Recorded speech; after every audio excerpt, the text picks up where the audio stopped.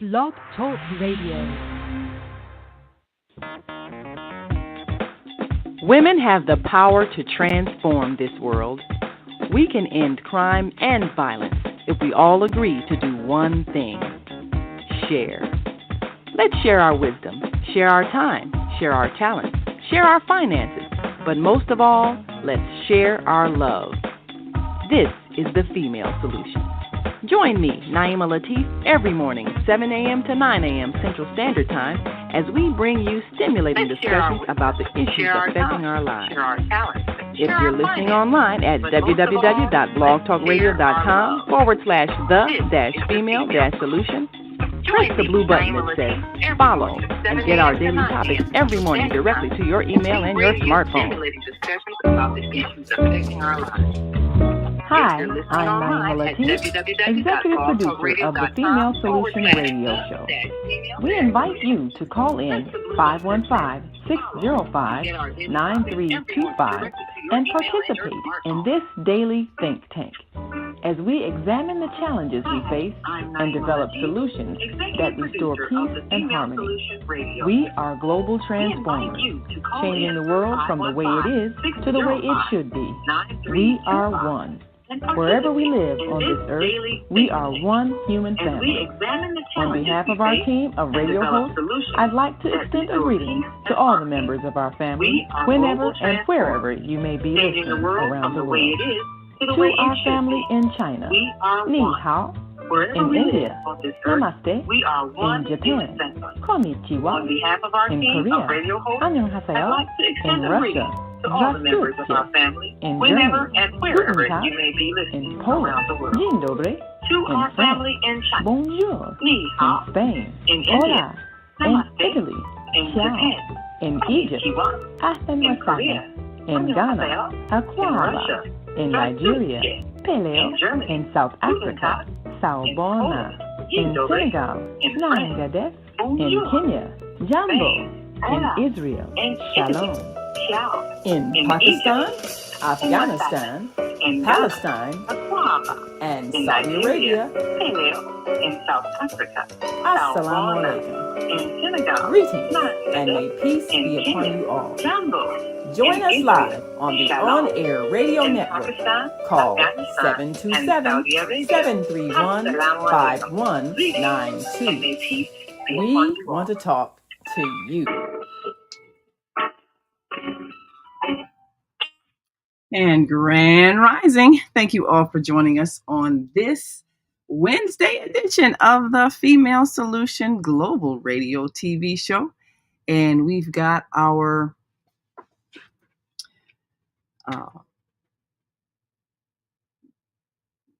American Muslim 360 family joining us. And our co-host standing in for Kareem Hamid is Michael Hamid. And we're going to open up the mics in just one moment. And of course, we're going to also... Welcome. Yes. Well, we are so grateful to have you with us today. Now, we've got to take a quick break. Of course, we are live on Facebook and YouTube through our StreamYard connection.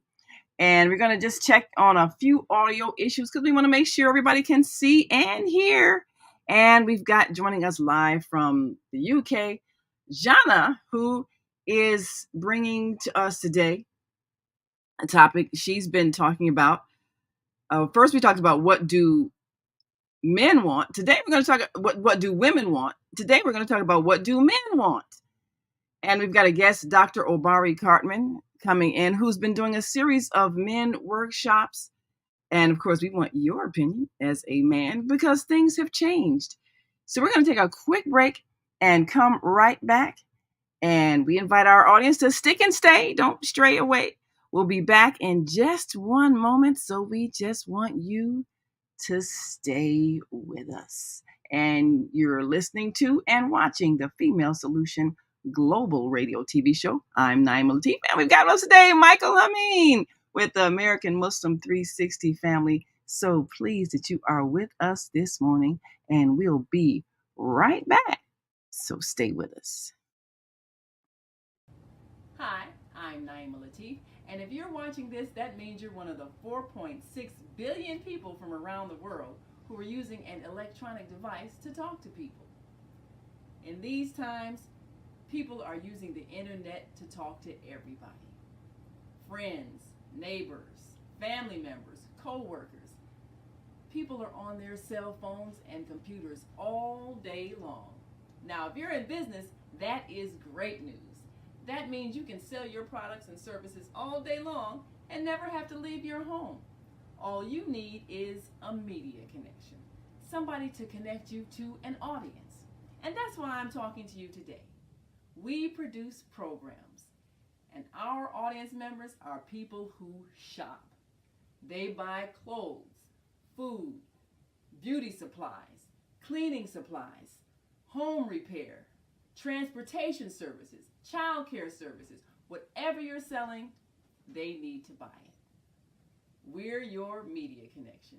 Just follow this link, and tomorrow you can sit back and relax at home while your business is making you money.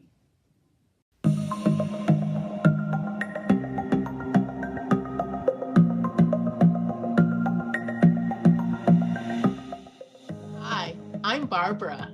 I'm Cheryl. And I'm Naima. We're three Black moms.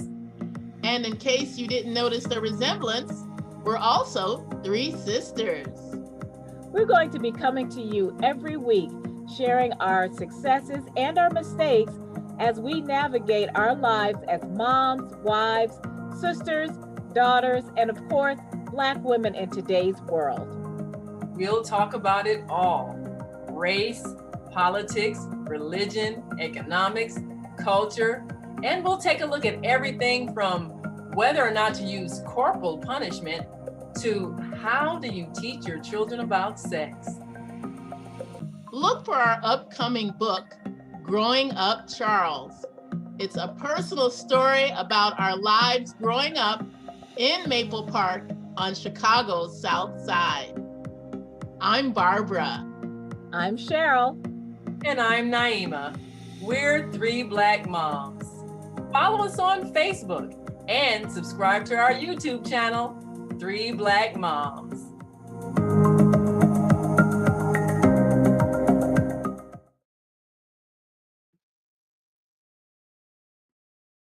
And we're back. Yes, we're back. Female Solution. Yes, we are back. So excited that you have joined us and you're listening to the voice of Michael Hamid, standing in for our co-host Kareem Hamid on the American Muslim 360 channel. And we're excited because we get a chance to talk about a topic that a lot of women want to know, and we can hear from someone who knows. We'll be talking today with Zhana, who'll be joining us shortly, but we've asked a question today. What do men want? And a lot of the confusion about our relationships comes with the fact that we're doing things differently in this generation than in the past. Relationships are forming differently. People are having different expectations, and then it changes from culture to culture. Depending on where you are in the world, men may expect different things from women and may have been prepared differently even for the process of finding a mate. And sometimes the expectations on both sides are just unrealistic. So, Brother Michael, I'm going to ask you the question because, for a year, Brother Kareem had held a men-only discussion, which was really helpful to us. We had every fourth Wednesday, we had the men have conversations about various topics, and we, the women, we just were quiet and listened. We didn't call in, we didn't make comments. We just listened so that we could learn and understand, because we realized we really didn't know. And you have a lot of women who are raising sons without the fathers in the home. And so they really don't understand what men go through when they go from that transition to boyhood to manhood. They really don't know how to teach them what a man should know because we're not men. And then they don't understand when relationships don't work because they don't understand why men get frustrated and angry at the things we do because we don't know. So today is an opportunity for us to learn. So, in your own words and with your own experience, when men are looking for someone that they would really consider as a life partner, someone they can bring into their family, what really do they want? That's an excellent question. And we have the courtship and marriage program here at AM 360 on last night. And in the discussion, it came up that both men and women in today's clouded and cluttered communications, the mind is filled with all kinds of ideas and promotions and appeals to buy this or look at that. The environment doesn't share with us what men and women are, basically. No, it doesn't. A man basically wants respect. And you notice that when young men go into puberty, well, I notice, and other men are aware of it, but oftentimes mothers and females are not aware. The frequency changes because at that puberty mark, the young man is ready for what we used to have as rites of passage. He's ready to hear the voice of men and understand how to be a man as that puberty age reaches, the chemicals and whatnot. And oftentimes women aren't aware. The old school women were aware that they had to find, if they didn't have a man immediately in their household, they had to find a male model of how to be a man, because those women understood they can't teach a man how to be a man. A lot of problematic issues in terms of these young men being triggered for violence and causing death because they're in an emotional environment. They're not in the environment where men teach, even in terms of their frequency. They teach us stability. They teach, men at the base are looking for knowledge and information on how to make improvements on themselves and their environment. Women at their base are looking to communicate. They transfer the culture, the sociability. One of the translations of the Holy Quran speaks of the woman's role as the wombs that bore them. Imam Muhammad translated that idea of womb as female entrusted ties of relationship. And at the base, the woman is looking for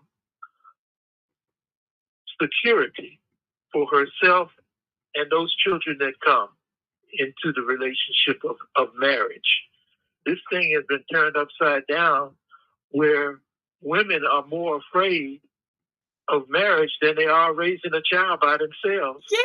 What they're not aware of, the child needs more than just Nike shoes and that kind of paraphernalia, a house over their head. The child needs that nourishing. And if the woman is only looking at the provisions in terms of the physical provisions, she may miss the sensitivity that's in her, that's entrusted to her to nurture that child, the internal makeup of that child. And then once she does that, at puberty, she turns the male over to the men, and she continues with the females. This thing has been turned upside down. I'll stop there. Yes, most definitely. You mentioned a thing that I'm finding quite shocking And that is the fact that women will readily have a child even when there's no solid partnership with the man, and not realizing you can't buy what a man provides in terms of the emotional support. I've had so many women friends who've raised sons by themselves, and then the sons reach a certain point in life, maybe 14, 15, 16, and things just start going haywire. They can't they can't control him, they can't guide him, he won't listen. And they say, I don't understand. I gave him everything. But then you ask, well, where's his father? Well, we're not together. Okay, well then you didn't give him everything, because you can't give him what the father can give him, and that's what he's missing. So so how did that happen, where I don't know if it just became a thing during the, I don't know, the welfare era, because we talked about this a lot, the whole government intervention into our families when people needed financial support. And other ethnic groups, they got financial support, but for some reason, African American women were the only ones required to not have a man in their life in order to get government assistance. So there was this rash of, we all saw the movie Claudine. You got to hide the fact that you got a man in your life. You got to hide any extra things he gives you because the government's helping you. So that means, they're demanding that you not have a man, you not be married. I mean, it's such a mess, and it destroyed at least 4 generations from what I can see, because it seems like this trend started back maybe in the 60s, and all of a sudden it's become the norm. Before then, I'm sorry, what was that? Before then, before that time markation that you mentioned, the 60s, the marital rate between African American men and women was among the highest. Yes, in America, it was. Feminism came in, and what you mentioned are aspects. But Dr. Latifa, we have been struggling as a group, African Americans or Black folks. We've been struggling. We've been struggling to be stable in terms of our relationships since the time Negroes were made in chattel slavery. There never was a Negro until chattel slavery appeared, where we were disconnected from our origins, our language, and so, those foundational things of culture. We were disconnected with that, and they put into us a mindset to serve other people's interests. And we've been struggling in spite of the social conditioning and what Ida B. Wells identified as really terroristic tactics to keep the African American community in the place that was assigned to them in terms of this caste system that we have. Yes. So I think that is still plaguing us. The whole economic condition, whereas, and I'm not playing the victim here, because I think it's time for us to get out of victim mode and take responsibility for the choices we're making. But you're right. This is absolutely, this is something that's been generational. And before the 60s, you're right. We had a very high rate of marriage. It was culturally expected. And most of us who grew up in like the neighborhood I grew up in, very stable working community. Most households, 2-parent households, people, both parents worked. I mean, that was okay. You had some that were housewives, but most couples were working couples. They both had regular jobs, and the whole neighborhood was kind of built around parents going to work, children going to school. We went to school in walking distance of our home. So it was a stable environment, and couples understood how to work together. And something fell apart in a lot of places where that didn't exist, or where when the places where the men were taken out of the community is where the culture of marriage fell apart. And my understanding, especially when the housing projects were built, and they were low income housing, and it first started out with families were moving in. You had husbands, like good times. You had the father and the mother moving in. So it wasn't like we started out with broken families. Somewhere in that process of us looking at government assistance, the requirement became, well, if you're going to have subsidized housing and get assistance, then that means you don't have a husband that's providing for you. So if he's there, then you can't get the money. I mean, that's kind of what happened. And government assistance was never supposed to be a way of life. But if you remove the family structure, then that's what happens.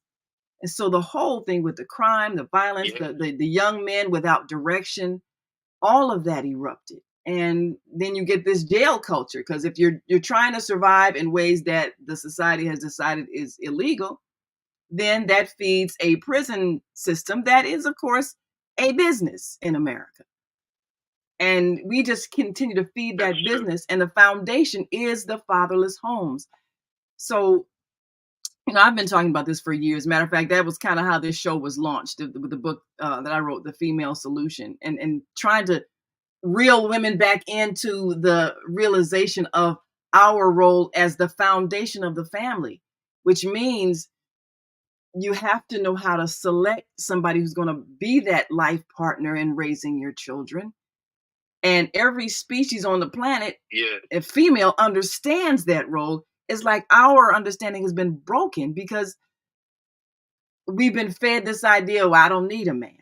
And like you say, the feminism thing, that was such a confusion for us. Now, I understand women have some anger about things that we've endured in, abusive relationships, but you don't throw the baby out with the bathwater, as they say. Throwing marriage out as an institution or as a lifestyle, as a culture, that was not the solution. And unfortunately, too many of us went for that. Yeah. So do you find that there's some unspoken things as well? Yeah, lot of unspoken there's things. Some unspoken things. So one of them is the trauma when both parents had to leave from these projects, and when single family mothers raising young boys, it was something that developed in the poor community, the project community and other places. This gang rape mentality, developed. It's connected with the need to have power and control, and that's one of the aspects of these young men killing one another as well. This, like I mentioned, the foundational focus for the man. Man is very simple, requiring respect and appreciation. And if you exaggerate that need for respect, you're going to find a young man killing somebody over stepping on his tennis shoes. Yeah. And maybe even less than that. Yes. And this, look, we got Dr. Phil. We're more connected, even if Black folks are not in treatment or therapy. By and large, we are hearing the message of therapy and disconnection, anxiety, and a lot of terms, speaking to our human condition and how we're made up psychologically, So we need to have these conversations. Absolutely. We've got our executive director, and we invite the callers to press 1 to come into the conversation. We've got our executive director, Marsha Nala Abdullah, on the line with.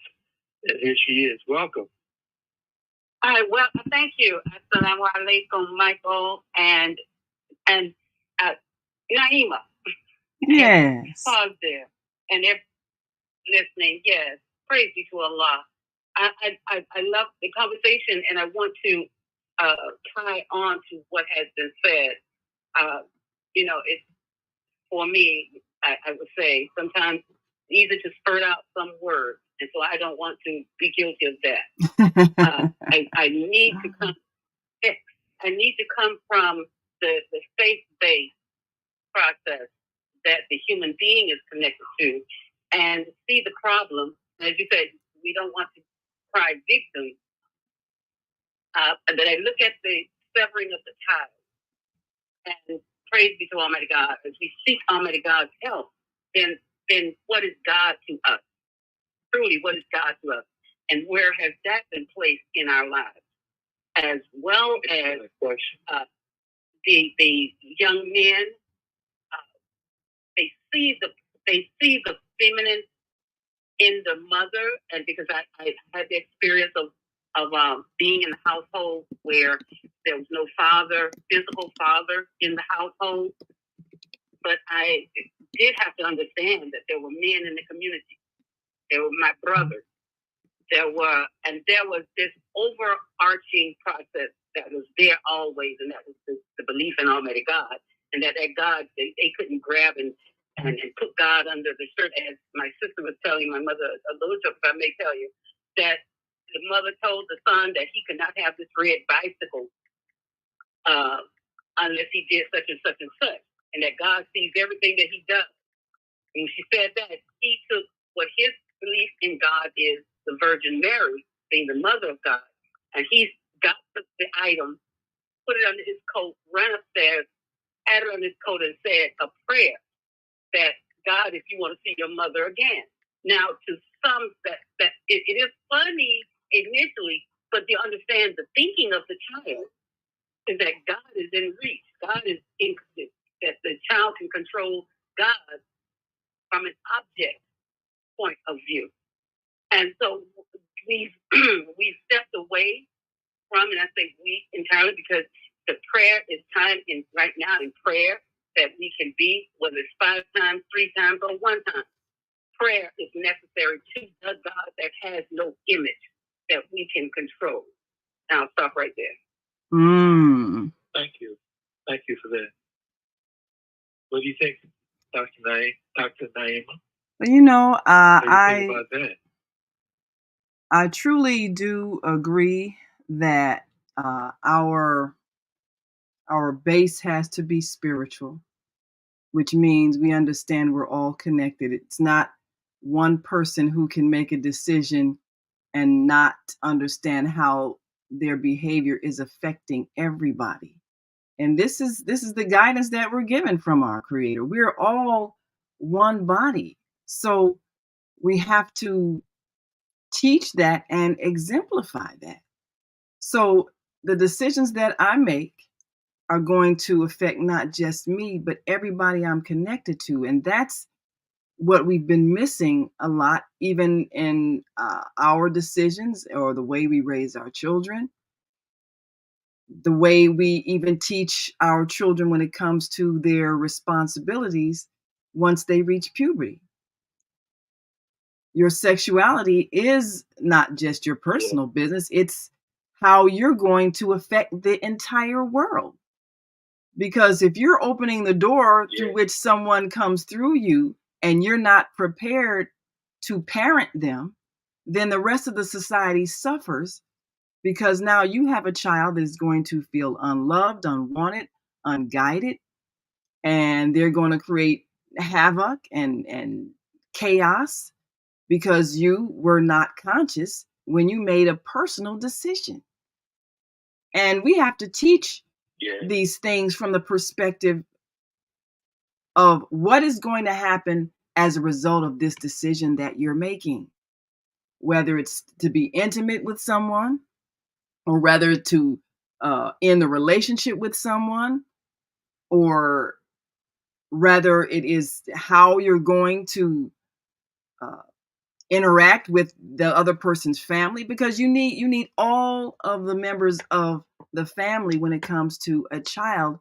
And we're not seeing spiritually how our teachings of love, honor, and respect are affecting the children we're bringing into the world.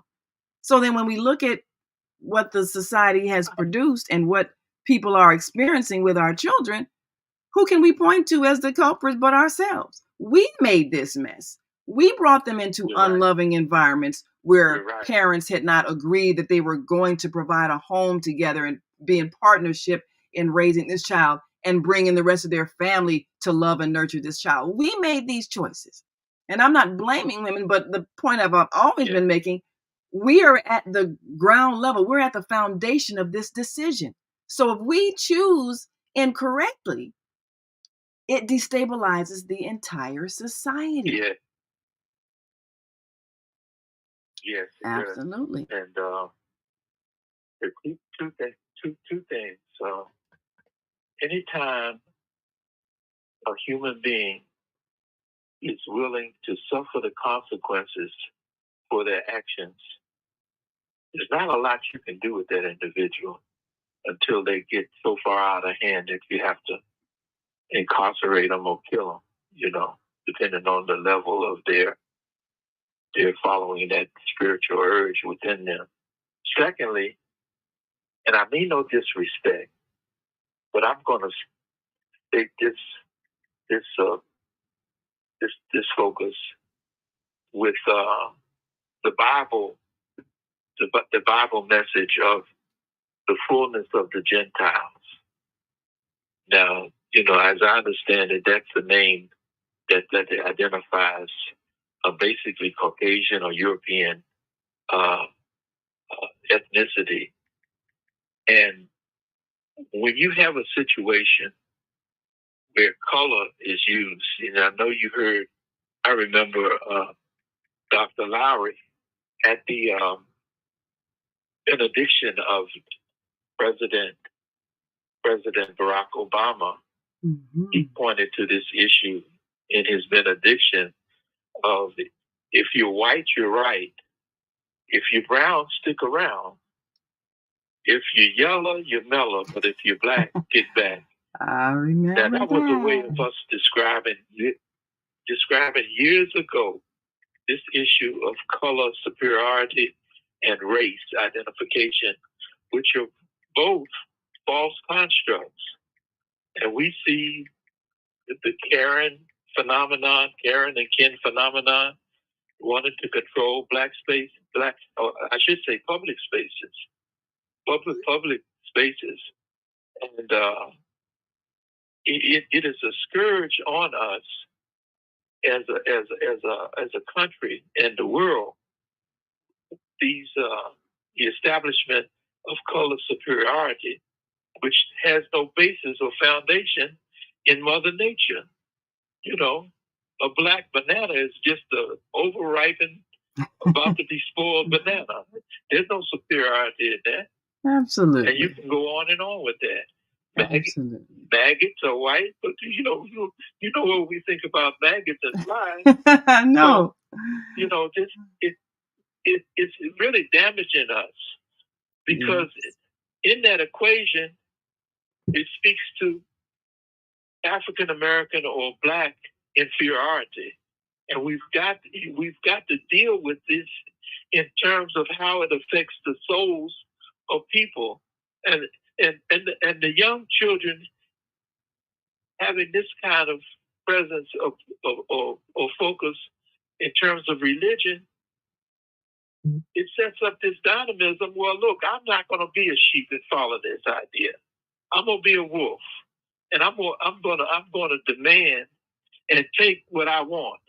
The foundation of criminality and a lot of things comes from this fighting back against these false constructs of race and color superiority. In my opinion, I think there's enough evidence for that. White Jesus. When I was a young child in the projects, I had my own bedroom for a time. There's 5 of us, but I was the oldest and I was the first. And my bedroom was facing the parking lot. Mm. And when the cars would pull up, the light of the cars at night would flash on this white Jesus.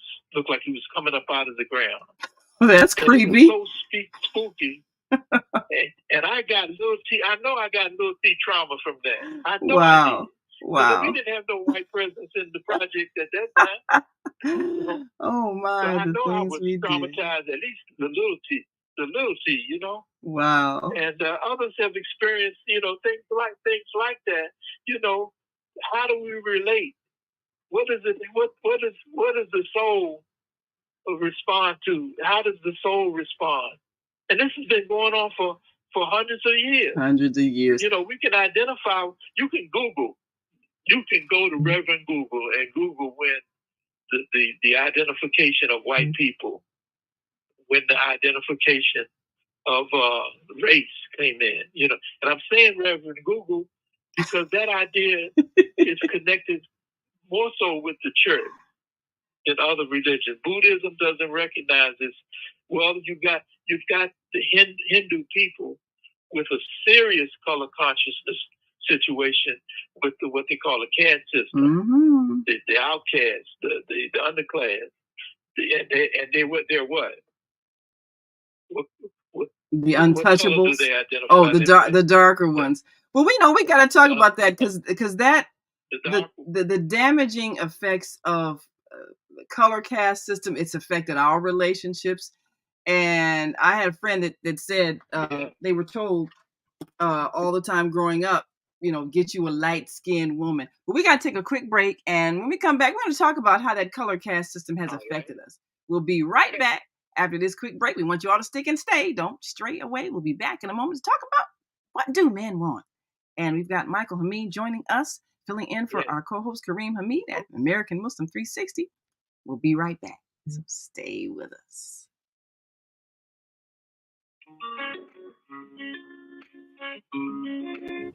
Hi, I'm Naima Latif, and if you're watching this, that means you're one of the 4.6 billion people from around the world who are using an electronic device to talk to people. In these times, people are using the internet to talk to everybody. Friends, neighbors, family members, co-workers. People are on their cell phones and computers all day long. Now, if you're in business, that is great news. That means you can sell your products and services all day long and never have to leave your home. All you need is a media connection, somebody to connect you to an audience. And that's why I'm talking to you today. We produce programs, and our audience members are people who shop. They buy clothes, food, beauty supplies, cleaning supplies, home repair, transportation services, child care services. Whatever you're selling, they need to buy it. We're your media connection. Just follow this link, and tomorrow you can sit back and relax at home while your business is making you money.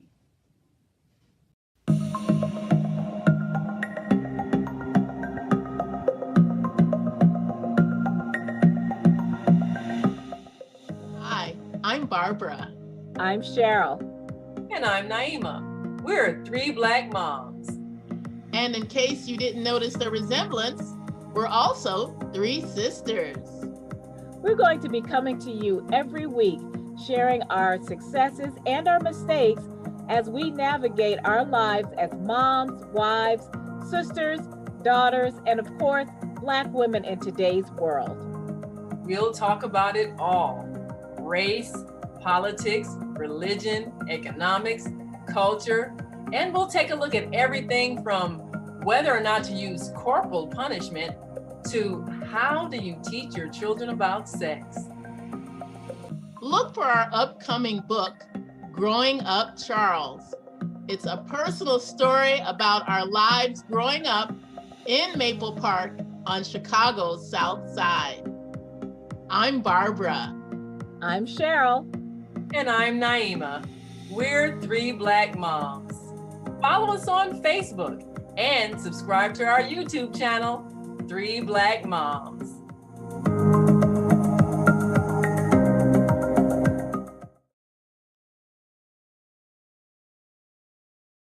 Oops.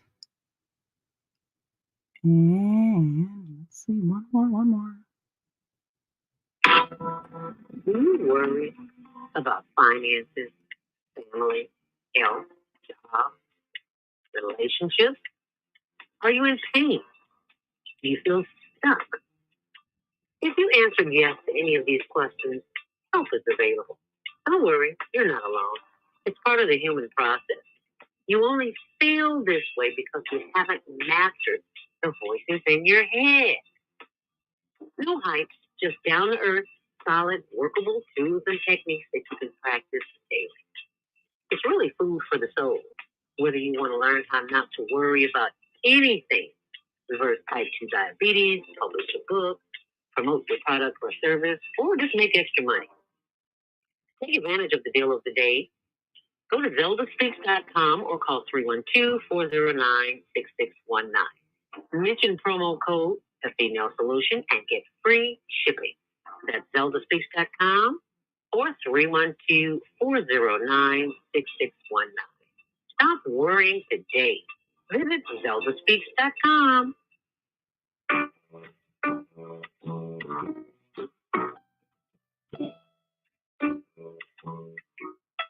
All right. We are back. We're back. Yes. All right. Fantastic. And if you're just joining us, of course, we are live on the Female Solution Global Radio TV show. You can see and hear us. We're on Blog Talk Radio, and we're also on the On Air Radio Network. And joining us live from London, we've got Zhana with Success Strategies with Zhana.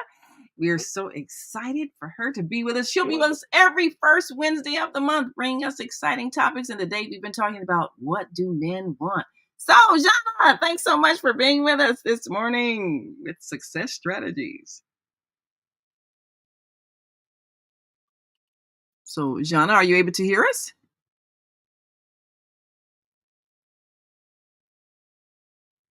All right, let me see. Is she muted? No, make sure you unmute.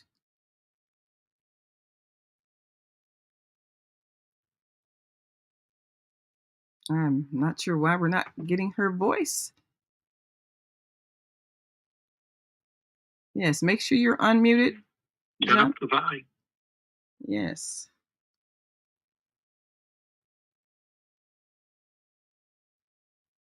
Yes, we should be able to hear her. For some reason, we cannot.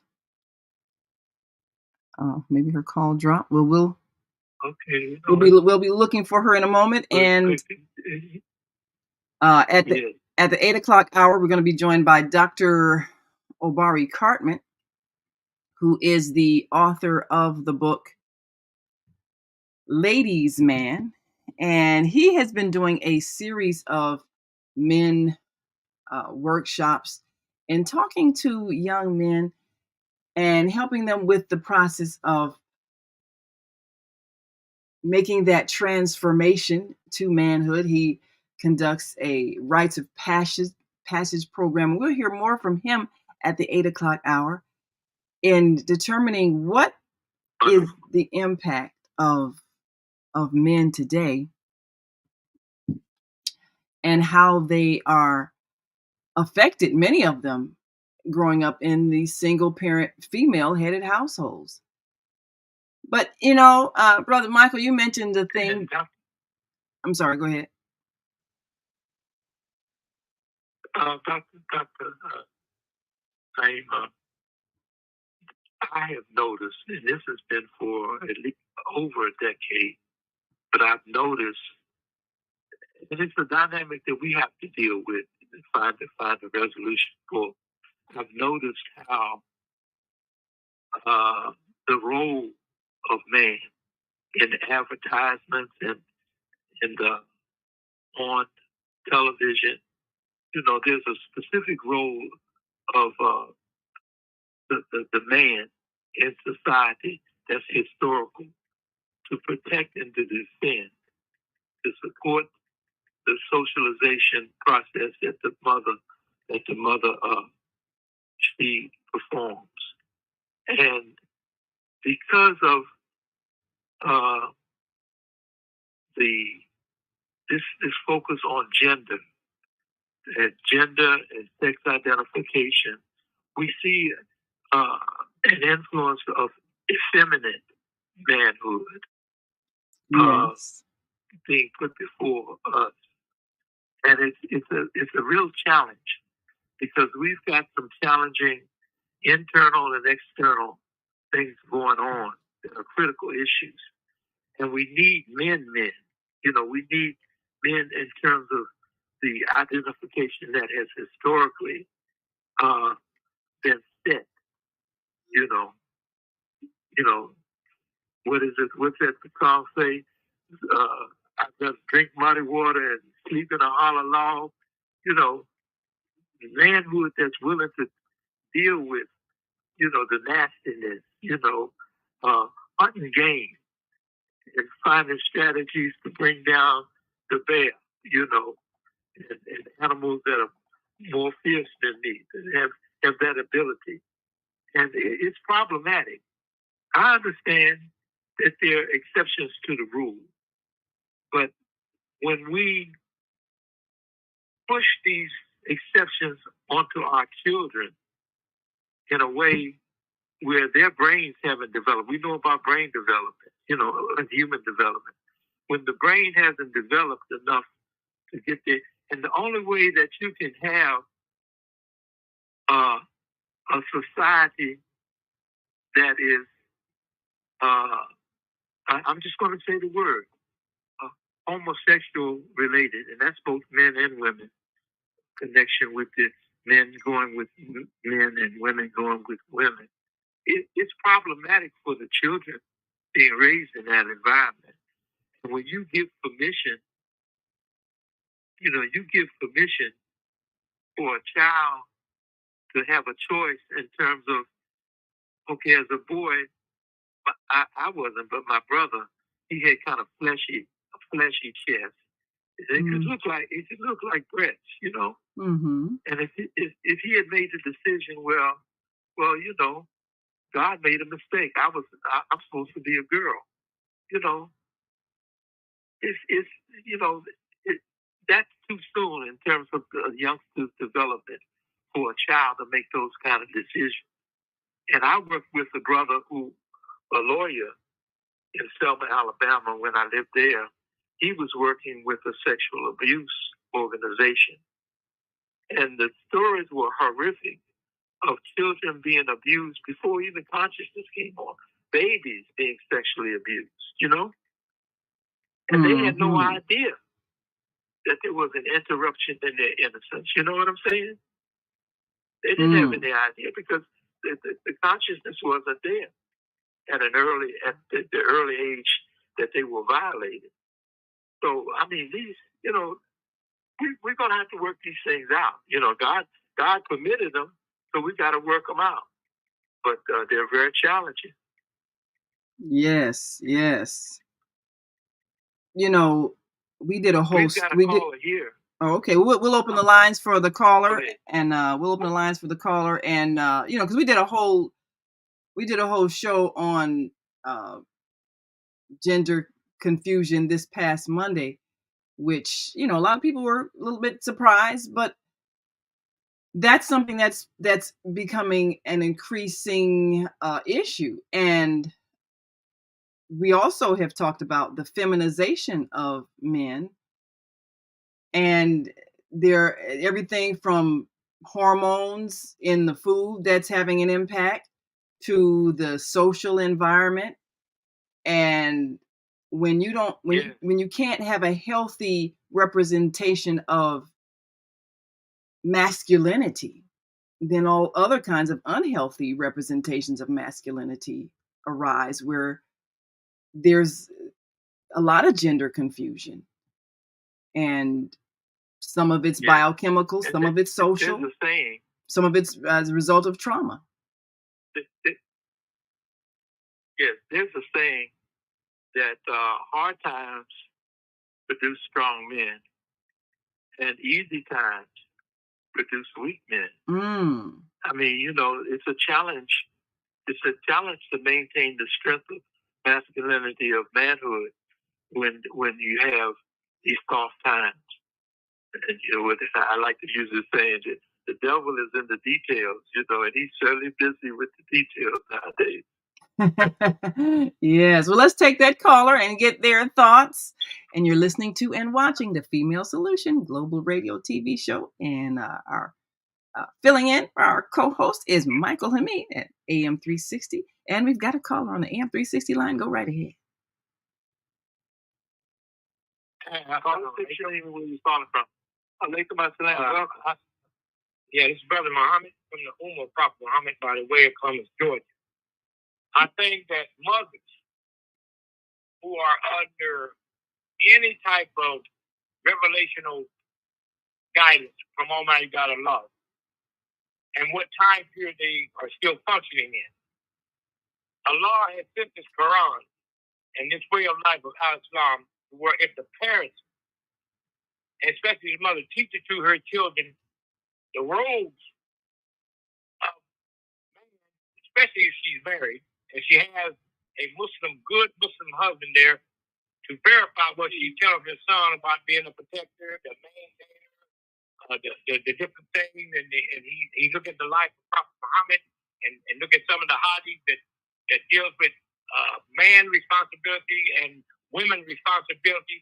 It will reset this crazy seductional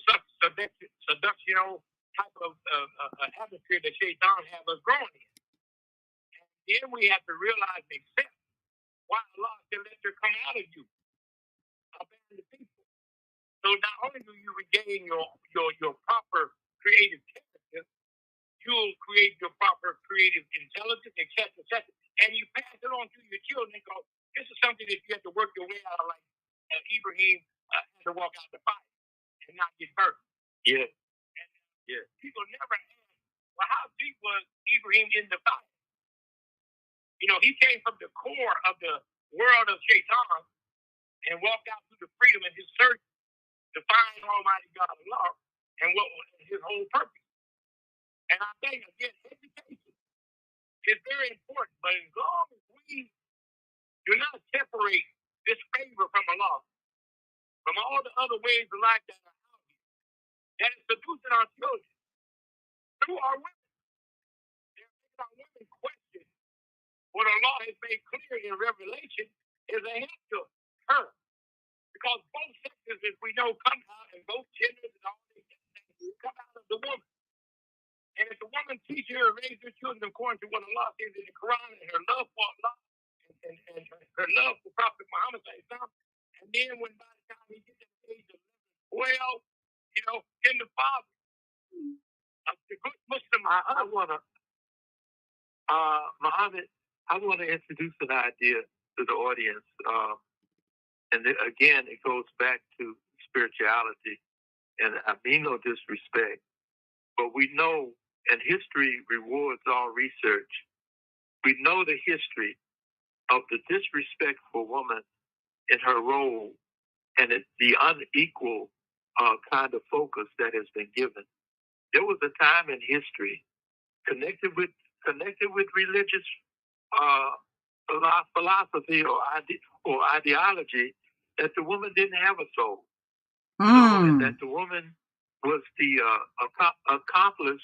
accomplice to the devil in bringing humanity down, bringing man down. So those ideas had not properly been dealt with, and they still plague us. I was looking at the history of Nanny, what's the middle name? Nanny Burroughs. And I love the quote. You just Google her. Nanny, I can't think of her middle name. But Nanny Burroughs, you can pull that up. And she had this philosophy for young women in particular in terms of education. And her philosophy was that of, how did she say it? Do uncommon work do common work in an uncommon way. And I love that. I really like that. But, because of the sensitivity about people's freedom of religion and other ideas, people call America a Christian church. So this idea in religion has not really been given the seriousness. But we see that the women are coming into positions of leadership in such a way to kind of clean up the mess, so to speak. And I'll stop there. And thank you, Muhammad. Yes. Press one to come back and press one to go out, and then press one to come back. Dr. Latifa? Yes. I understand. I understand his uh-oh. I think he hung up. You might need to disconnect his line.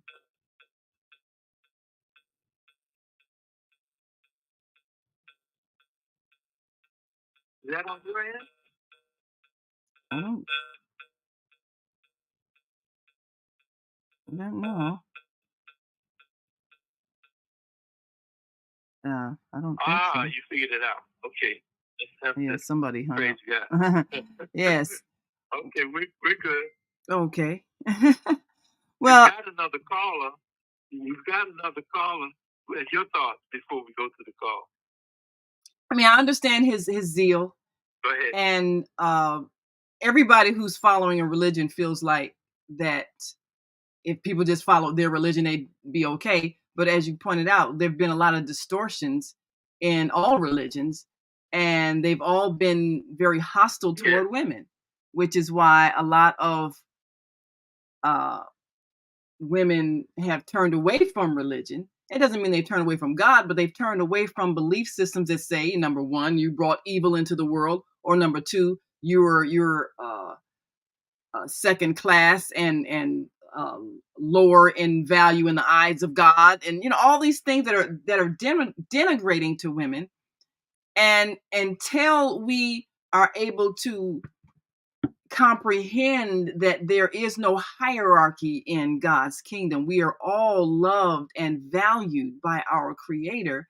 Until we are able to understand that on a spiritual level, then all our belief systems are going to be skewered toward justifying mistreatment of women. And that has happened globally. So we're suffering the effects of that. So part of what happened even with the feminist movement was an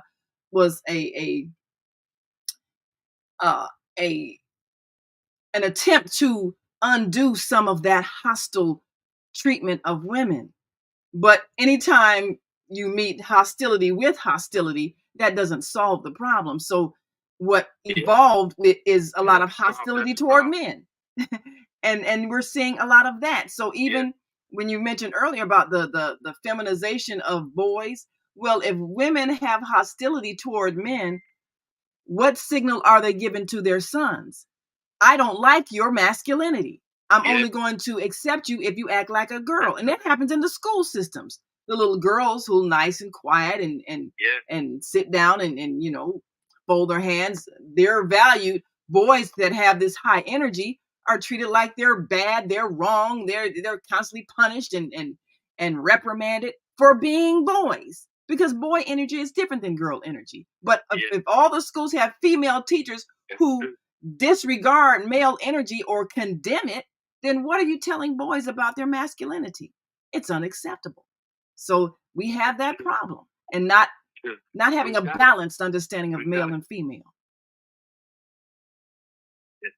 We've got Imam Kareem on the line here. Oh, that is fantastic.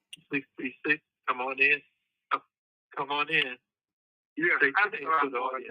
Wa alaikum salam. Everyone. And I want to thank you, Imam Michael Hameen, for sitting in before me on this wonderful broadcast of Female Solution.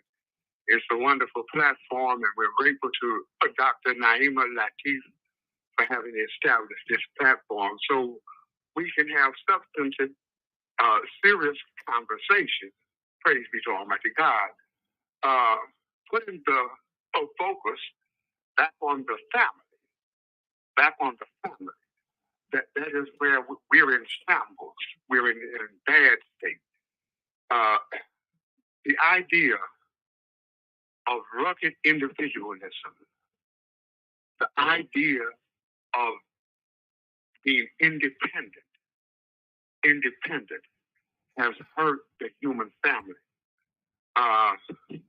I've heard people say, I don't need you for nothing. You know, that independence. In the Christian scriptures, in some translations, it identifies for us the help meet. M-E-E-T. Not M-E-A-T, dear brothers. M-E-E-T. The help meet. You meet the help that you are going to need. Both partners. We cannot live independent. We didn't bring ourselves here. You know, to even come into existence, it required other people, our mothers and midwives and fathers. So that idea of independence, we must get away from that. That has truly harmed us. It has destroyed our family, our business life, in almost every area of our life. We need one another. We need one another. And especially the male and the female. God is sending a message to us in identifying her as a help meet, M-E-E-T, that you meet the help that you are going to need, dear sir. You know.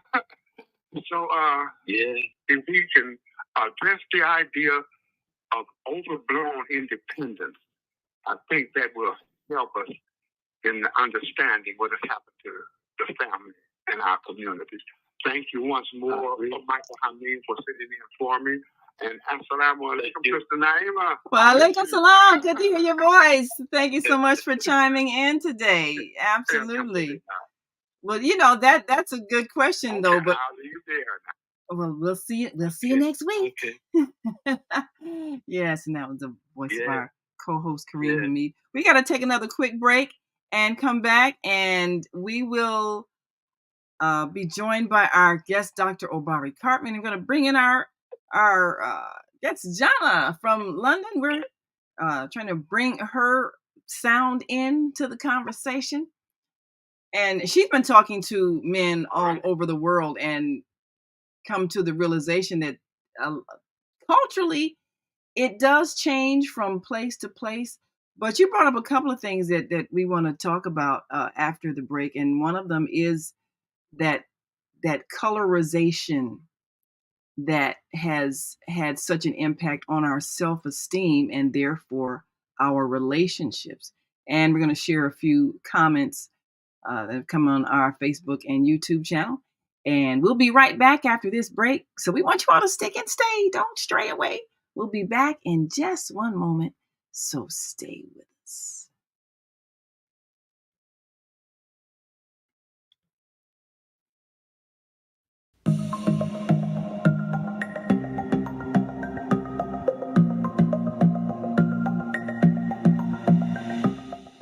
Hi, I'm Barbara. I'm Cheryl. And I'm Naima. We're three Black moms. And in case you didn't notice the resemblance, we're also three sisters. We're going to be coming to you every week, sharing our successes and our mistakes as we navigate our lives as moms, wives, sisters, daughters, and of course, Black women in today's world.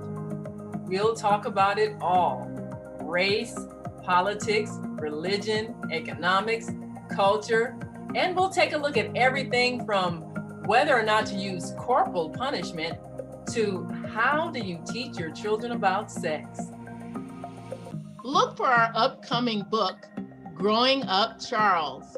It's a personal story about our lives growing up in Maple Park on Chicago's South Side.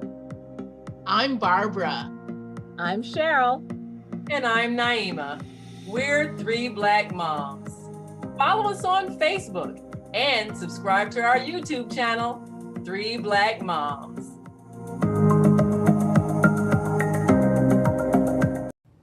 Hi, I'm Naima Latif, and if you're watching this, that means you're one of the 4.6 billion people from around the world who are using an electronic device to talk to people. In these times, People are using the internet to talk to everybody. Friends, neighbors, family members, co-workers. People are on their cell phones and computers all day long. Now, if you're in business, that is great news. That means you can sell your products and services all day long and never have to leave your home. All you need is a media connection, somebody to connect you to an audience. And that's why I'm talking to you today. We produce programs, and our audience members are people who shop. They buy clothes, food, beauty supplies, cleaning supplies, home repair, transportation services, child care services. Whatever you're selling, they need to buy it. We're your media connection. Just follow this link, and tomorrow you can sit back and relax at home while your business is making you money. And oh man, I sent the monthly sun bill today. This sunlight is really expensive, especially during this season. I'll probably have to work overtime to pay it. Well, you better pay it on time. We don't want the sun to go out and we're sitting up here all day in the dark. Wouldn't it be terrible if God charged us for sunlight? Well, thank God, the light and heat from the sun is free. So why are we paying such high bills for the energy we use in our homes? Because we don't know how to use solar energy, the free energy from the sun. You can convert your regular home to a solar energy home and save tremendously on your electric bill. Take a look at your electric bill. Wouldn't you like to reduce or possibly even eliminate that cost altogether? Let one of our solar consultants show you how. Call today, 312-849-3456, and schedule a free consultation. That's 312-849-3456.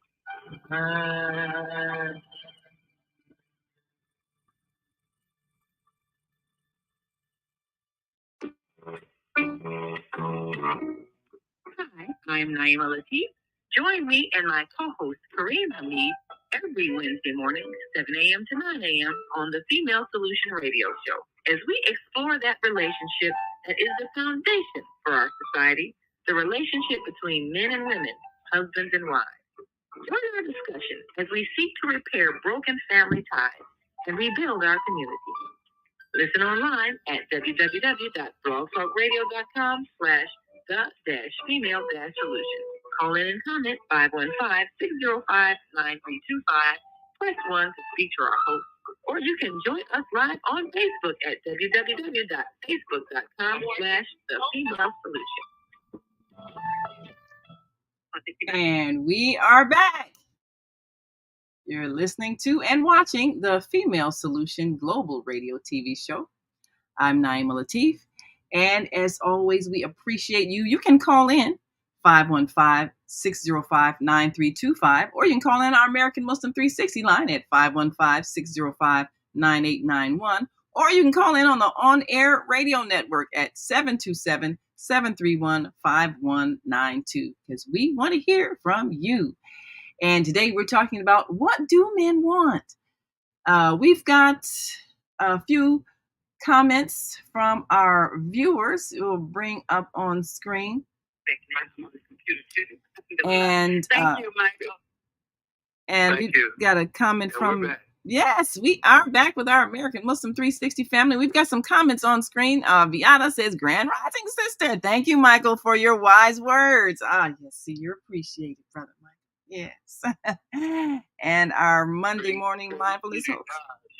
Yes. Well, our Monday morning mindfulness host Zelda says, Grand Rising, beautiful people, listening and learning. Yes. We're never too old to learn. Right. And I think that the more we examine what happened and what went wrong, we can kind of help our young people correct some things as they form their relationships. They do acknowledge the fact that we did some things that didn't work very well, and they're willing to change things. We might not like how they change it, but it's necessary that they change it. Well, we've got a guest today that's been talking. Oh, I'm sorry, go ahead. I'm sorry, go ahead. I was just going to say it's an obligation on us. That's bottom line. Yes, it is definitely an obligation.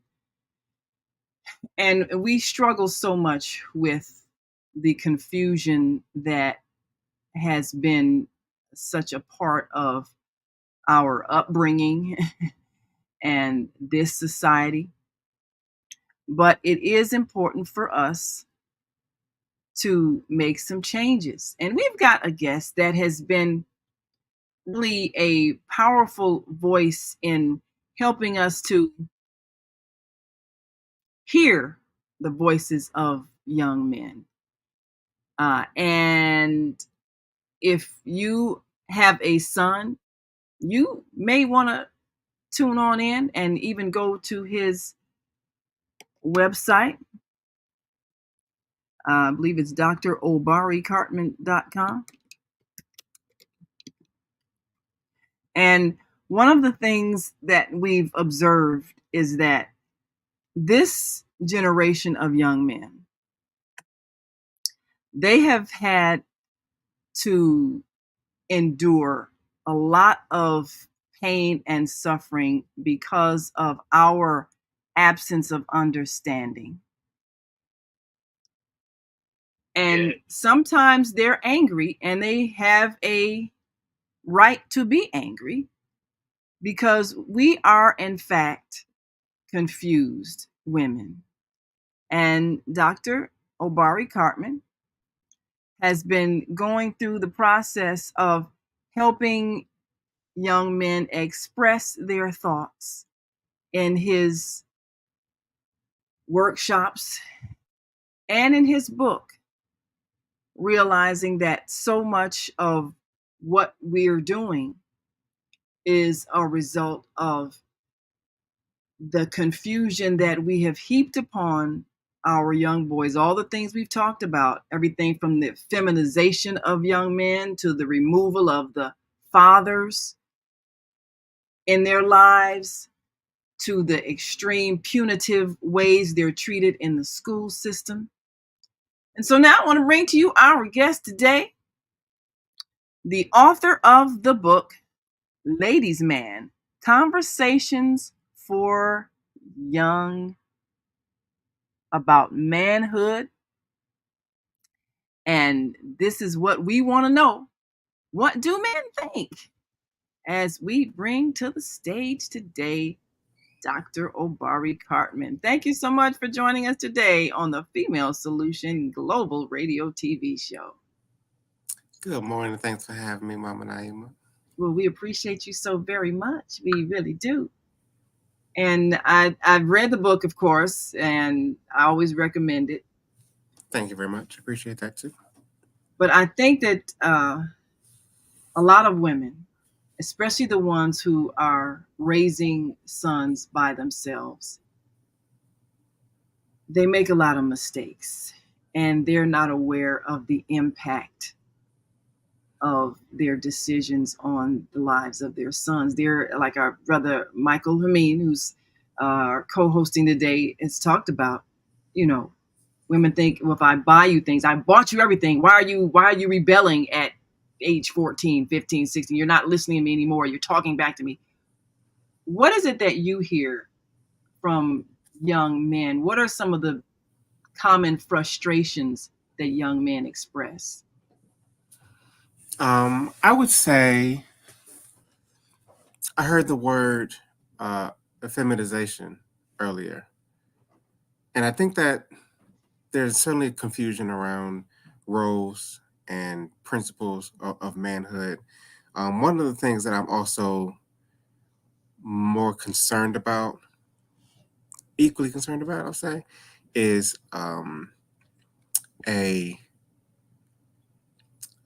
infantilization, sort of a lack of maturity and growth. And part of that is an opportunity to connect with roles, responsibilities, worth, power, leadership. And some of that can happen through women, through mothers. I think that it has to be centered around relationships with caring male adults in the young man's life. a lot of the young men that I'm talking to, the conversations we're having, they're having for the very first time. That no one has ever pulled them to the side to just let them know this is what men do. Men don't do that. This is something that boys do, and this is something that men do to distinguish that rite of passage moment. That how do you know I go from one stage to the next? That is a training process. That is not something that happens naturally. And so the frustration comes from being demanded of expectations of manhood, of maturity, of growth, without any guides, without any opportunities to bump against the challenges, without any clear expectations, and not any expectations, because they do get expectations because they see men, they're scrolling, they're looking at the rappers, the athletes, the entertainers, they see men doing things that they think men are supposed to do, whether it's in their community, if it's in the streets, and that they have role models. They are just not the role models that are shaping a positive, productive, principled, grounded version of a manhood that, I don't blame the single mothers for. That is a problem, certainly a system problem that has removed men from the home, but also just lack of, discipline and clarity amongst the men ourselves. We can blame systems to a certain degree for us not being present, but part of it is just also teaching very early what does it mean to make responsible decisions about having sex, so that we're not having men use sex as a way to relieve stress and to find connection and intimacy, and not be thinking about the consequence, the beautiful opportunities of fatherhood. And so there's certainly lots of missing fathers. There's lots of we need more mentors, and the men that are in place, the coaches, the barbers. We need to have more conversations amongst the men about how do we codify the values, the principles that we need, and instill that and model that, demonstrate that for young men, so that we have a clearer roadmap than they have right now. I'm seeing young men really just making this up as they go along, and not being guided or supported in their process of maturation. Absolutely. Well, we've got joining us live from London, she'll now be joining us every first Wednesday of the month, Zhana. And we're excited because she's been really talking to men around the world, nice, in other countries, really seeing the differences in cultures. And we know that, like you said, we can only blame systems for so long. At some point, we have to take responsibility. But Zhana's been talking to men from Africa, and of course, they've gone through colonialism and the psychological damage of that. But then also, there is still a connection to understanding that the role of a man is first and foremost performing the duties of the head of household in a family structure. And that's what is often missing with men in this society, the connection of their sexuality with forming a family. And sex becomes recreation, like you say, stress relief, status, all of these things, but it's disconnected from being a husband, father, head of household, provider, maintainer of the community. It's disconnected from that. It's, fun, recreation, status, stress relief, and we had a series of men discussions with our co-hosts over the last year, and a lot of the men said the way they learned about women was, how to seduce, get as much as you can, all of that. Nothing having to do with future responsibilities for a person you're bringing into the world. And I want to bring Zhana into this conversation because she did a program on what do women want. And women have all these things. Well, I want to be tall and rich, and you get that, and then you get some of the things like, well, I want to be trustworthy and honest and so forth. How do you instill those values? So, Zhana, thank you for joining us, and we're looking forward to have you every first Wednesday. And give us some insight on what you have heard about men and what men want want men from perhaps other cultures? What have they said that they want? Okay, well, can you hear me now? We can hear you. Yes, I hear the lovely voice of Zhana from London. It's been very frustrating because I've been sitting here and I've been enjoying actually listening to you guys speaking for the past more than an hour now, but I couldn't get on the call. We're trying to hear your voice. I'm like, oh. Challenged quite a lot on this show. I really don't understand why, but I'm sure we'll get to the bottom of it at some point. Yes, we will. But anyway, it's lovely to speak to you, lovely to hear your voice. It's lovely to finally be able to speak. Yes. And, yeah, I mean, the thing is, at the moment, I'm mostly coming with questions rather than answers.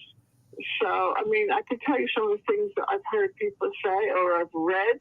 I talk about this book quite a lot. It's called Of Water and the Spirit.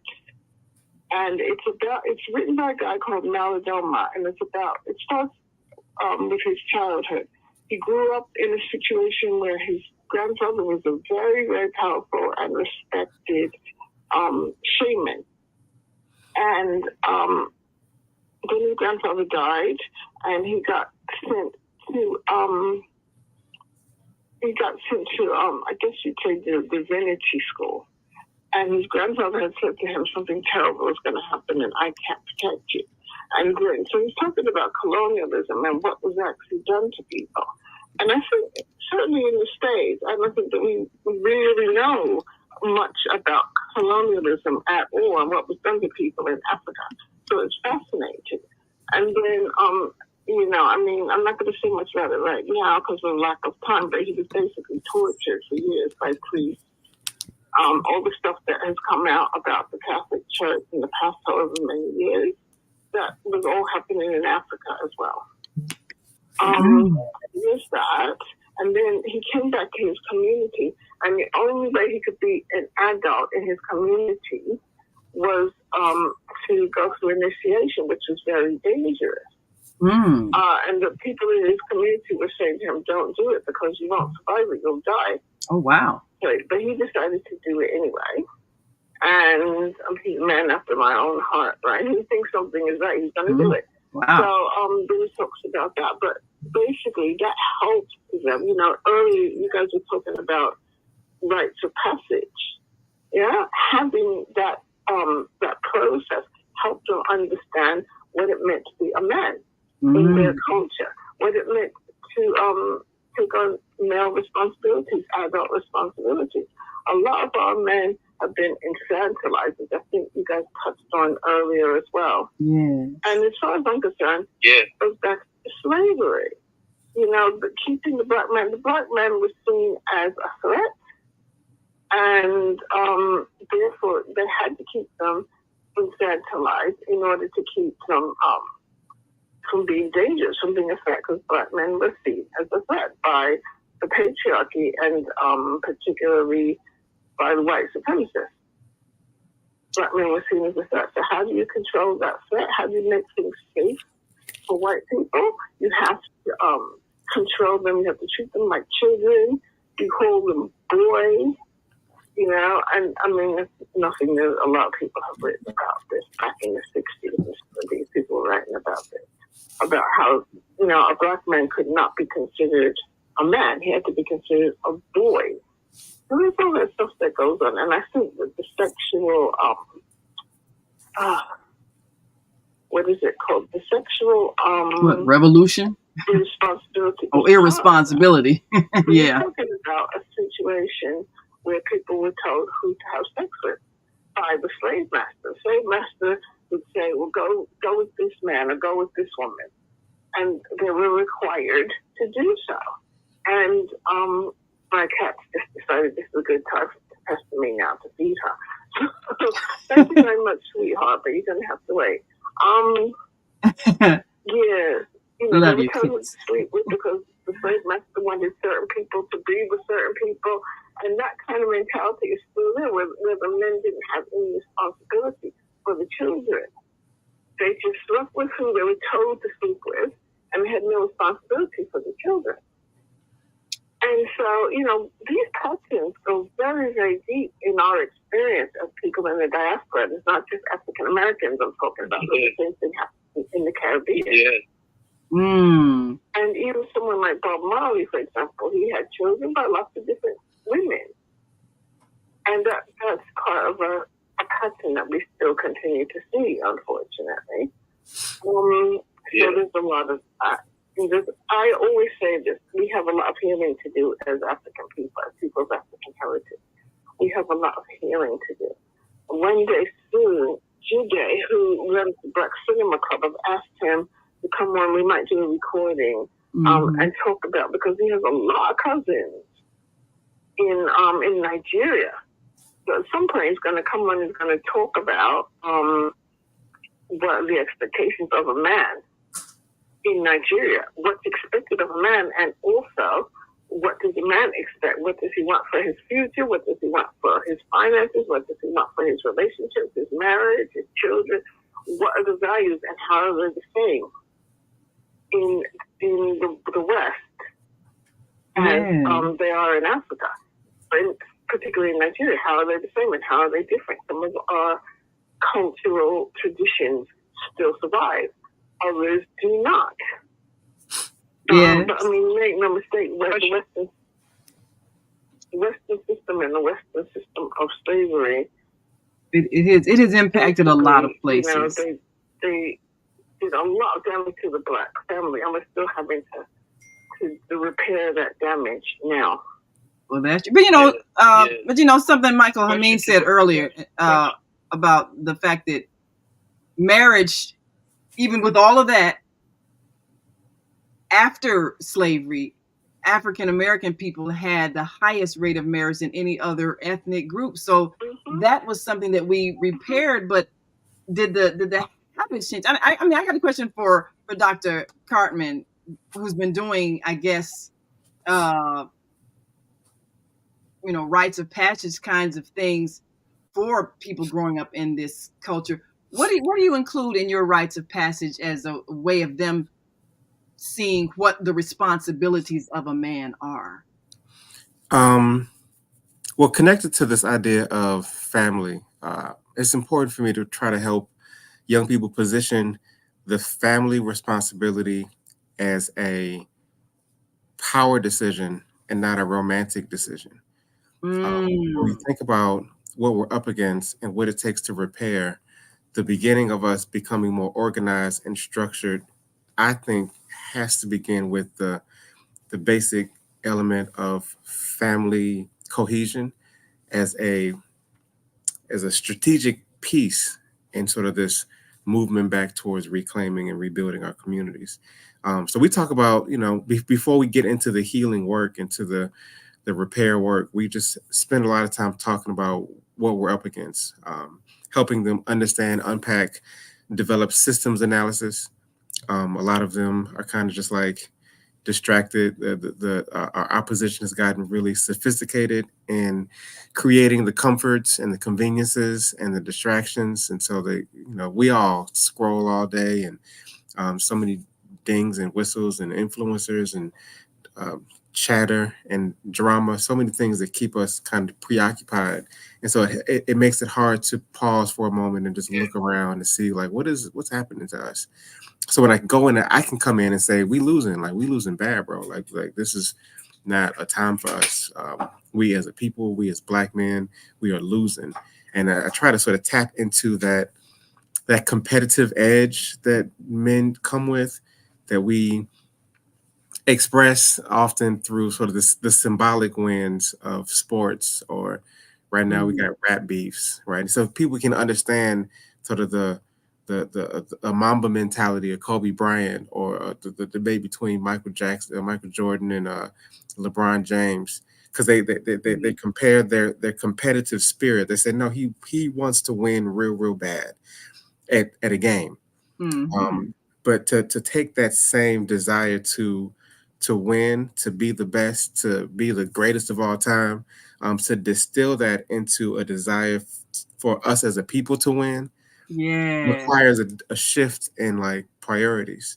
So that I do think that men have a natural desire to be the best. I think sometimes the young men I'm talking to, don't see how their position in the street, their position, they might be fighting to be a top gang within a prison system, right? Yeah, But still not being aware that it's still just like a crumb, right? It's still just you still being played. You in your version of a idea of strength are still being puppeteered by a master. And so once we can sort of explain systems analysis, point to the powers that be, unfold what is happening, I think it becomes easier then to have a conversation about how can we rebuild? How can we compete for real? How can we create, cultivate a sense of community? And there's no way to do it without family. There's no way to do it without strong fatherhood. And so I enter the conversation there. When we talk about becoming men, having responsibility, to make them feel a little bit more uncomfortable about this servitude, this permanent status of being dependent. And then if I can get them to not want that no more, then they become open to like, okay, well, then now what? What do we do with that? How do we start to build economically, family? How do we build socially? How do we protect children? Family becomes an answer to so many of the questions that they've experienced the problems because of, and they can see how in their life, if they had stronger families, they might not be in some of the predicaments they've got in. And so how do you repair the intergenerational harm done? You get to do that. You get to create a different family reality for your children, whether you got them or whether you plan to have them. And now let's talk about what does it mean to plan to have them. How do you position yourself to be the kind of father that you wish you had? How do you begin to develop the skill set to communicate with a woman and to commit and to invest and to just have even the desire to build something? We're there. We're still just trying to deal with young men shifting their taste for what they want from the pleasures, from the conveniences, from sort of the a boy-like mindset.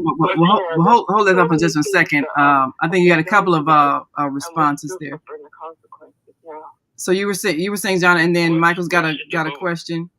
So Zhana, you were saying you wouldn't rely on your family just because the dysfunction, and I guess that's an issue also because that's right, because of the dysfunction, the abuse, the trauma, blah, blah, blah. I mean, it's taken me so many years to even acknowledge some of the things that have gone on and acknowledge the fact that it's abuse and trauma.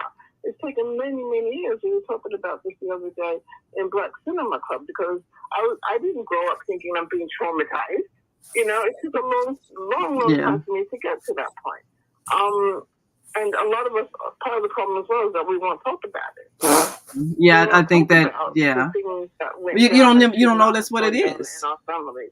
Right, So the healing can't really take place until we are willing to acknowledge what the problem is. What is trauma? Well, that's a point. But and Michael, you had a question also. Go right ahead. Yeah, I've got a question for both. And the nature of how human life is established, it comes in different from other mammals because it takes more time for a child to reach a state of somewhat independence. So my question has to do with the nature of that process and our teaching from that process that there is a debt. There's so much of this selfishness now. But to see that process in terms of a function that suggests to us and says to us that we owe human life because we couldn't care for our lives, but we had to have caretakers to take care of us. So it suggests, whether you have it in religious context or secular context, the suggestion of the process says we owe a debt rather than this idea of me. Well, I think, yes. Well, one of the things I think is well, like Zhana was saying, when you come from trauma and you don't realize that's what it is, then that becomes normal. Mm-hmm. It's just like the way people think you're supposed to raise a child. And we have this debate all the time. People say, well, you have to discipline a child. Discipline does not mean beating. It means guidance. And when the way you were raised, and culturally, the way we were raised with extreme verbal and physical abuse that was traumatizing. Yes. I've known a lot of men even. Where did that originate from? Because you think that happens. Sorry to interrupt you, Naima, but what happens with me, I get into a lot of arguments with Black people on both sides of the Atlantic, online and offline, because so many people tell me we have to beat our children. It's part of our culture. Yeah, you have to beat them. Our culture. Yeah. It is learned behavior, and it was learned from slavery. So I've run into a lot of. That it's part of our culture is an insult to our culture. And they don't know any. They don't know. Our culture. It came from slavery. Right, but they don't know any alternatives because they haven't seen any. And I know a lot of young men who want to be good fathers and say, "Well, look, you know, I take care of my little son. I beat his butt when he's bad." You know, I mean, and they feel like I'm being a good father because I'm beating him, I'm spanking him, I'm teaching him discipline, and this is what you have to do. That's right. I mean, if you remember Will Smith when his first child was born, that's what he said. He said, "I will," in one of his songs, he was singing about his new little baby boy son, and he was saying, "I will test that butt." That's what men are taught is being a strong father. A song about a newborn, and quite frankly, it's not the first time I've heard this kind of nonsense about a newborn. That it's his responsibility to beat the child in order to make the child behave the way he wants the child to behave. And I think a lot of it also comes from the European attitude that children are naturally evil. Right? And I don't think we have that in African traditions. I don't think we have this belief in African tradition that children are naturally evil. I think it's something, again, we learned from our oppressors. So when we look at... What do you think?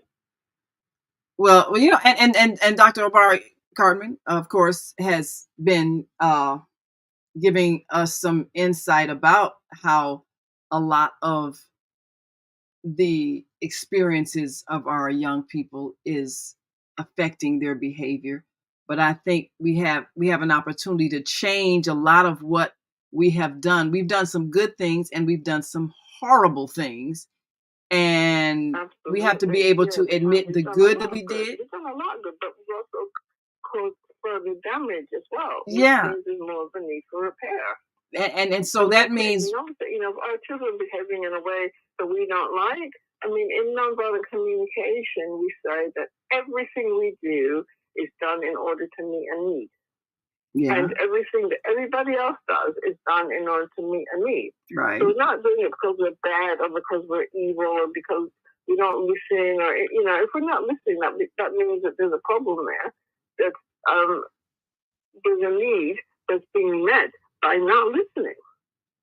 Yes. So a lot of young... From the premises that children are evil, which is what the Europeans believed until quite recently. And a lot of religious teachings still teach that. To beat that child, to beat the evil. Beat the devil out of them. So then we have young men who are full of rage at being beaten, being verbally abused, called stupid, ugly, ignorant, all those things. That's part of what has made up their lack of self-esteem. The reason why you step on somebody's toe accidentally on a crowded bus and they're ready to kill you. So all of that anger and rage comes from bad parenting that was passed down for generations. So how do we heal that and develop men who can set a new standard for manhood of sensitivity to your children, guidance of your children, protection of your children, teaching of your children, and not, I'm a father and therefore I'm going to beat them because that's what makes them a good boy or you're a good girl, whatever it is you think, that beating does. But that's what a lot of men are thinking, well, this is what fathering is. And that's not it. Yeah. But that's what they may have received or, their parents may have received. If you don't know any better, then how are you supposed to be able to improve your your relationship, the way that you communicate with your children. And I have had people say to me, well, why should we? Because beating them works. Yeah. So it might work on a level because the child does what you want, but why is the child doing what you want? Not for a reason that I think, I'm happy about. It's because out of fear and out of self-hatred, the child will do what you want, but I don't see that person as a good result. I'm not happy with that. So what have you observed? It's even included in the gang culture. The gang culture. That's how you get accepted in. They beat you in. Right. Yeah, that's right. I've heard that before. The gang. I know nothing about the gang culture at all, but I have heard that before. Yeah. Yeah, that is it. This violence is pervasive. But I just like to introduce the idea of conversations that show not how much I know, but how much I care for you to understand yourself. And we need to acknowledge the things that we don't know. That's the hardest thing. Because, it's not about having all the answers. It's about making an effort. So, Dr. Cartman, what have you heard from young men when it comes to their experience, either with or without fathers in the home? And has sometimes the presence of perhaps an angry, violent father been more damaging than a father who was absent, but when he came around, at least he was kind? I mean, what have you observed from what they've said? I mean, both. All of it is true. What I say in response to all of this is that more often than not, I am encouraged by the openness of young people to experience all of this in a different way, to learn something different than what they experienced. I find young men, even with the trauma they have had. Hold on a second, Zhana. Hold on a second, Zhana. Right? About this society and what happens to our young people in this society. How do they respond? Yeah. Well, hold one thought, because Dr. Cartman was finishing a thought. Hold this 1 second. He was finishing a thought about that. Yeah. I just really want to know. Yeah. Go right ahead. So I think that the part of the work we're talking about what to do now, how to repair, how to go forward. I think that if we create more spaces in sort of community-based ways, if we go into barbershops, if we connect with coaches, if we go to schools to a certain degree and just have these conversations as early as possible, middle school, high school, and to talk about preparing them for life. Right? It's really a life skill lesson. If we, it's wonderful. There might have been, home ec a long time ago when you just taught kids how to live alone and how to cook and how to clean and how to just have basic life skills. I think that we have gotten so used to this culture of survival and then just barely making it that we're not preparing them for a long, full, productive life because we don't think Black men deserve it. Like, so part of their worth is that we have to say that they're not just, a problem to deal with, but they are a full, robust resource and that they are a vital part of the health and well-being of our communities. And when you think of something as worthy and important, you invest in that thing through education, programming. And so I think there needs to be a whole shift of us as the community saying that these are our gems. They're gold. They're not just a nuisance. And that's how they feel. We think about them as a nuisance. And then they feel that, and then they repeat that, and then they become the nuisance that we have sort of culturally decided they should be. But if we see them as precious jewels, then we pour into them, we invest in them, and that includes teaching them values and principles of life. And that includes how do you be a good parent? How do you be a good steward of the community? How do you pay back that debt? How do you pay back your ancestral debts? How do you find joy, peace, and camaraderie? How do you just live life? And those are things that are all taught. And again, my experience is that young people are open to that. When you come and you don't come try to tell them what to do, and you're not trying to wag your finger at them, you're not trying to judge them, you're not trying to say what's wrong with you, boy. Let me tell you how to do this right. You just saying as an adult male, these are some things that I've learned in life, and I want to share with you out of love and compassion.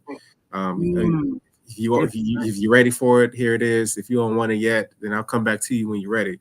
But I think there's a kindness that we can bring to the young people that they're open, they're ready, they're yearning for the guidance that we just not giving them. We too busy chastising them. Yes, that's interesting. You said that they feel like we treat them like a nuisance. Yes, I'm sorry. Go ahead. Part of coming back, because the learning curve, and sometimes we have to bump our head a little bit, but letting them know that we'll be there when they're ready. Absolutely. Mm-hmm. I like that. Yes. So let me check the switchboard. I think we've got a couple of callers. What do young men say when you start laying it down to them about the reality of living in this society and the way that our young people are treated? What are some of the reactions that you get from them? Say that question one more time. I'm sorry, I missed the beginning of it. Oh, thank you. Yeah, what was the question again? Sorry, say that again? Yes, yeah. What, you repeat the question? Okay, yeah. We were having technical difficulties. Never mind. We'll work on it. What I asked was, when you start laying it down for the young people and saying, this is what happens in our society. This is how our young people are treated. This is how we are treated as a people. What kinds of things do they say? I'll say what I hear more often than not. The two things that I hear over and over again when I do rites of passage programming, when we're doing wellness education, life skills training, the thing that I hear more often than not is no one ever told me that before, or I never thought of it that way. Right. Yeah. Those are two things I hear over and over again. And that's not a kid problem. That's not a kid problem. Yeah. If no one ever told you this before, that is a community problem. Yes. That's a family problem, a school problem, a church problem. That's the infrastructure problem. That's an ecosystem problem. That's not a kid problem. But by the time you 15, 16, 20, this should not be the first time someone broke down systemic racism to you and showed you how it lives in the music and in the food. I should be telling you that for the first time as a grown young man. You should have been seeing that and being reminded of that over and over again in your life. But if we are talking about a system designed to keep them infantilized, right, if you're trying to keep them stuck and stagnant, then I'm not surprised by that. But that becomes an observation that we must make collectively and then remedy that. They should be hearing about history. They should be hearing about culture. They should be hearing about economics. They have a very narrow view of racism, in my experience. They think about it as somebody calling you the N-word, maybe the police, maybe somebody follow them in the store. And that's the extent of how they see systemic racism expressing itself in 2024. I think that they still have in their minds real racism is back in the old days when they had the white-only water fountains. But we have not done a good job of keeping up with the sophisticated ways that the racist sort of policies and practices express themselves in the everyday lives of all of us. And so it becomes harder to see, but those of us that see it have to find ways to distill that and then teach it. Who almost never talked about racism. So I really was not prepared to handle, the real world, but there were reasons for that. I think they thought that if we don't talk about racism, then it won't affect the children. I mean, I think it's naive. That's what I think they were thinking. I think we have to find a way to share what happened and what is happening with the point of view of this is what you are going to be empowered to change, because you're going to be the one that shapes the society that you live in the future. And so prepare yourself with knowledge and skills, because this is basically your job to make the world as it should be. But we need to let them know why they're experiencing certain things, even like the racism in the music industry that will put money behind music and lyrics that encourage violence or degenerating treatment of women and yourself, rather than encourage and continuously promote the positive lyrics that talk about love and God and all of these things, for them to see that you're being played, like you say, you're being Oh, I think you might have accidentally hit a button there, Brother Mike, on your switchboard.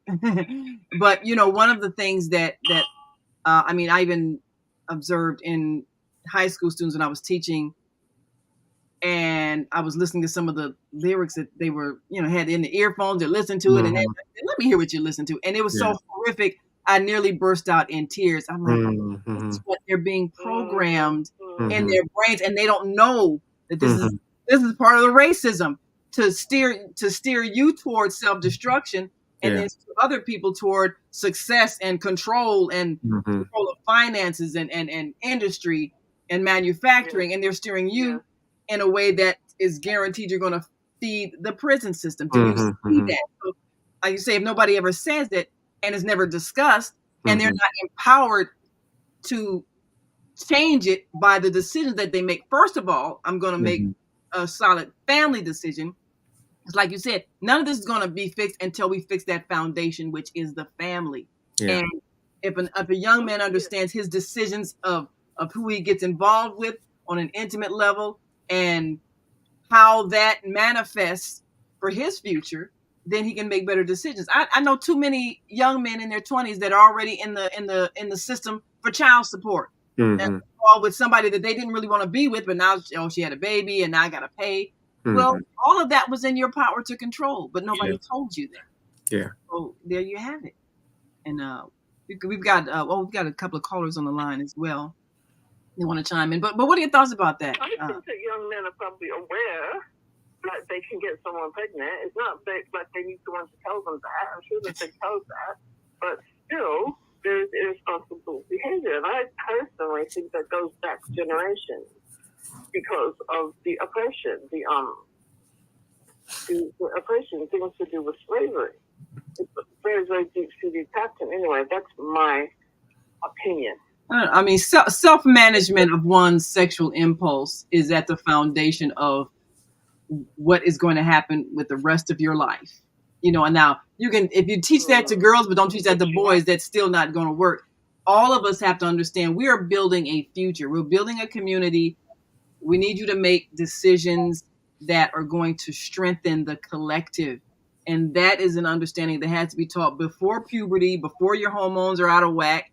And then you can't have a society that's constantly throwing sex at you and then say, but don't do this. Well, you're selling every product in the world by arousing people's sexual impulses so they can buy a product. So we can't be contradictory about it. Young guys they want to play, sports. They want to play in the NBA or in the NFL, and if they are fortunate enough to get into that situation, then they basically have everything, right? Everything, the whole world is at their feet. So then where's the incentive to behave responsibly? But that's a very small number of our young people, and they aspire many of them to that. But the statistics are that very few are going to be able to get into that level. But there's so many issues that we have to address. Well, like what? Yeah, let me take a caller here. They still want to be, but they still aspire to be. If you see what I mean. And there's nothing wrong with aspiring success in sports or entertainment. The thing is, what do you envision you're going to do with your financial success? Are you being steered toward building your community, or are you being steered toward exploiting people, exploiting women? I mean, what are the values with which you bring that wealth? Because wealth can be a source of destruction, as we're seeing, if you don't have the right values. Let me open the mic for area code 773-436. Why do they aspire to those things? That's what I would ask. But then you have someone like Prince. He never told people when he was alive how much money he was giving to the community. Right. How much he was contributing to the community. He was amazing. I have so much respect for him. And a lot of people do. A lot of people who have wealth, they are making a difference. Well, we got a caller on the line. Area code 773-436. Give us your name, where you're calling from, and your question or comment for Dr. Obari Cartman. Go right ahead. Well, early greetings, global transformers. Grand Rising, Mama D from Chicago. Hey, Mama D from Chicago. You know, it is written in the Black History Bible book whose hero is a woolly-haired man with bronze-colored feet to match his bronze-colored face. Destroy the wicked with the rod in your mouth. Also, if you beat him with the rod, he will not die. If you beat him with the rod, you will save his soul. Now, these are the two main types of discipline. You can discipline a child and realize that when you are a child, you think like a child. You reason like a child. But when you become a man, you're supposed to give up those childish ways.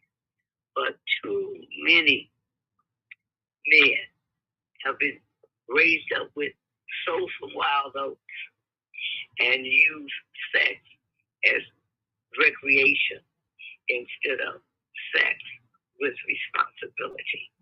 So maybe this is because they were not trained up in the proper way.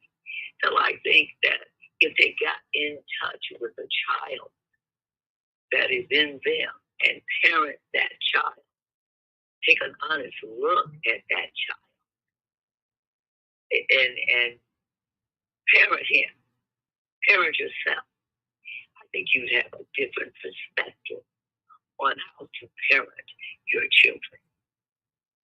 What do you think? Thank you, Mama D. Wise words. Yes. Well, Dr. Cartman, what do you hear from young men when it comes to what they say they want or what they wish they could have gotten in their homes in terms of love, nurturing, those kinds of things, which I think a lot of times is really where the sexuality comes from. There's always a desire for love and closeness, but there's just not an understanding of how to put it together and make it fit in terms of family life. So I want to feel love. I want to feel like I'm loved. Maybe I didn't get that from my mother or my father. What do you hear from young men that are telling you about that? I don't necessarily always hear it articulated directly, but it's what you're saying. It's what you're describing. They won't say, "I wish that I had more love and compassion as a kid." You just see the lack of it. It just shows up as what we might label as dysfunction or anger. And they might not even have the awareness themselves that is what they're searching for, because they're kids and they've been kids their whole life, and so all they know is what they know. We have normalized a certain neglect and lack and meanness in their houses. The way Sister was describing just how traumatic her childhood was, and then you see it later when you go back and go, oh wait, that wasn't what you're supposed to do to people. But when I'm meeting them, when they 12 to 20, they're just expressing it. They're just showing up. And then I get to put the words in their mouth that they're searching for something. You're looking for security. I hear what you're saying, but that's not what you really mean. And so part of it is to help shape their understanding of themselves by sort of not responding to the behavior that shows up, and then try to look for the meaning and the source of it. And I think that's the work of a caring community. 60 seconds. Well, we've only got a minute left, but I want to make sure people can, yes, thank you so very much. I want to thank Michael Hamid for sitting in for our co-host Kareem Hamid. You've been fantastic. We thank you so much for sharing your wisdom. And of course, we're going to be hearing from Zhana every first Wednesday of the month. Thank you so much. We're going to get that sound system together because we want to hear your lovely voice. I just love your accent. And thank you so much, Dr. Obari Cartman.